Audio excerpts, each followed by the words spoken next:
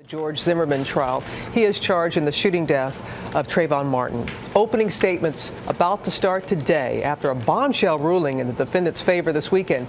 ABC's Matt Gutman has the latest, joins us from Sanford, Florida this morning. Good morning, Matt.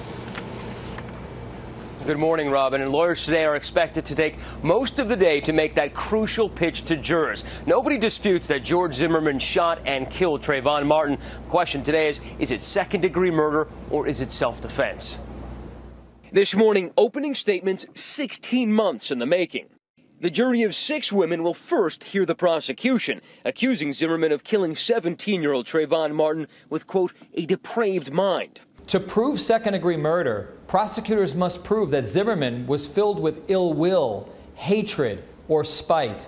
The defense fighting to prove Zimmerman, seen in this police reenactment from last year, acted in self-defense. And he said, "You got a problem now." And then he was here and he punched me in the face. And already over the weekend, Judge Debra Nelson making a pivotal ruling on this 911 tape. So you think he's yelling help? Yes. All right, what is your... Preventing the prosecution from using 2 expert witnesses who say that voice you hear is Martin pleading for his life. Without having those experts identify whose voice it was on the 911 tape, the prosecution now has a hard time proving that Zimmerman followed someone, was the aggressor, and gunned him down without just cause. Experts hired by Zimmerman say it's his voice calling for help 14 times in 40 seconds. All of it heaping more pressure on that 6-person jury, 5 of them mothers, ranging in age from their 20s to their 60s. All of them will now be sequestered away from their families and from news coverage. And they'll be barraged with as many as 200 witnesses, including neighbors who saw the scuffle that night, and the last person to allegedly speak with Martin, the unnamed friend, known only as witness number 8. He said the man followed him again, he behind him. I say, run. She says she was on the phone with Martin in the seconds before he died. Martin's mother told us she'll be here throughout the trial. I'm committed that I have to be there for Trayvon.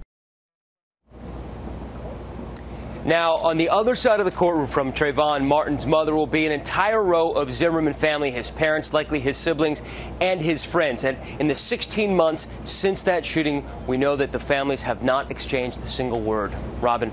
Matt, have you gotten a sense already what the strategy will be for both sides?